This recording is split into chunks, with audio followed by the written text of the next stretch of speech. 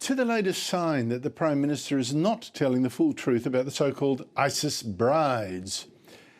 But first, some context. Anthony Albanese today sent a touching letter to the Muslims of Australia on this very special day. Happy Ramadan. He wished them happy Ramadan for a sacred time for Muslims and, says the Prime Minister, for this day of time of an expression of the compassion, gratitude and togetherness that have been the hallmarks of the story of Muslims in Australia. I wonder if they're actually the three words most Australians would consider the hallmarks of that. And now Anthony Albanese acknowledges what he says is the pain the conflict in the Middle East has caused Muslims here, without adding in his letter that it was actually triggered by a ghastly massacre of Jews by Islamist terrorists. But I digress. Here's a message to Muslims for Ramadan from their Prime Minister. Lovely. But today is also Ash Wednesday, which is a holy day for Catholics. It's the first day of Lent.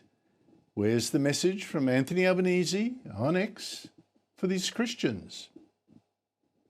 So with Anthony Albanese's long record of pandering to one section of our community, it is no wonder if many Australians aren't sure he's now telling the truth about the so-called ISIS brides, the ISIS widows, women who joined the terrorist Islamic State and who now want to come home with their children. Albanese insists he's not helping them. But we are not repatriating these people. How will you seek to stop them from coming to Australia then? Well, we're not repatriating them. Will you use, for example, the opposition's suggestion of a temporary exclusion order? Well, what we will do on national security issues is we deal with it appropriately upon advice. Well, is it true that it's not helping them? In fact, the head of the refugee camp in Syria, where these 34 people are, these ISIS women and their children, says they all now have new Australian passports to come to Australia. So not only has the government helped these ISIS women by issuing new passports, but somehow facilitated a go-between who took them over to the women in a refugee camp way out in Syria, presumably with the help that I mentioned last night, Jamal Rifi, chairman of a committee to help re-elect, guess who? Immigration Minister Tony Burke. So how did that happen? I mean, does the government normally hand 34 travel documents to some go-between to hand to people in a detention camp far overseas? Well, Tony Burke says, I didn't know anything about this. Really? But it is true, yes, it is true that Tony Burke did this afternoon issue a temporary exclusion order against one of the women on security grounds, and left open the possibility of excluding more, saying at this stage, security agencies have not provided advice that other members of the cohort meet the required legal threshold for temporary exclusion orders. But, you know, this to me is like with the 3,000 visitor visas that this government gave to Palestinians from the terrorist-run Gaza. First, they issue these travel documents, and then only afterwards do we get the security checks. I mean, these ISIS brides actually tried to leave their Syrian camp yesterday with Burke's passports until Syrian officials turned them back. It is only now that one of them gets a temporary exclusion order. Isn't that the wrong way round? You first exclude and then you issue documents. But you must now believe, I think, well, at least you're told, you've got to believe that this government isn't helping the ISIS women. I mean, okay. Now, a warning. I'm about to show you a photo that we have blurred.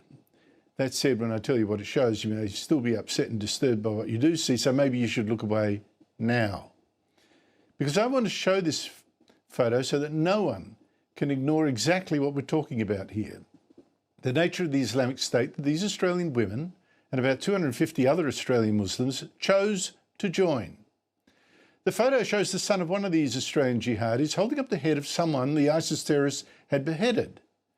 And that's just one of many horrors of this Islamic State. And of course, many of the children we're now bringing in grew up among such monsters and amid such horrors. A year ago, America's NBC reported on the children at a Syrian camp associated with the camp that the Australians are in, also where other ISIS refugees are held, with their children. This is a camp really of no return, and it's been described as a ticking time bomb, that the next generation of ISIS is here. Many of the children appear to be extremely radical. They were all saying, one day I hope to kill you, one day I want to slit your throat. The longer we stayed, the more aggressive the children became. Here come the stones. All right, we're going to move to another area.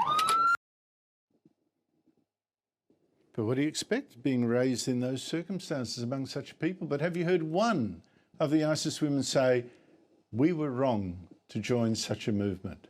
We were wrong to believe the Islamic State was good. They chose to go live under Sharia law, and they now want to come back to a country founded instead on Christian principles.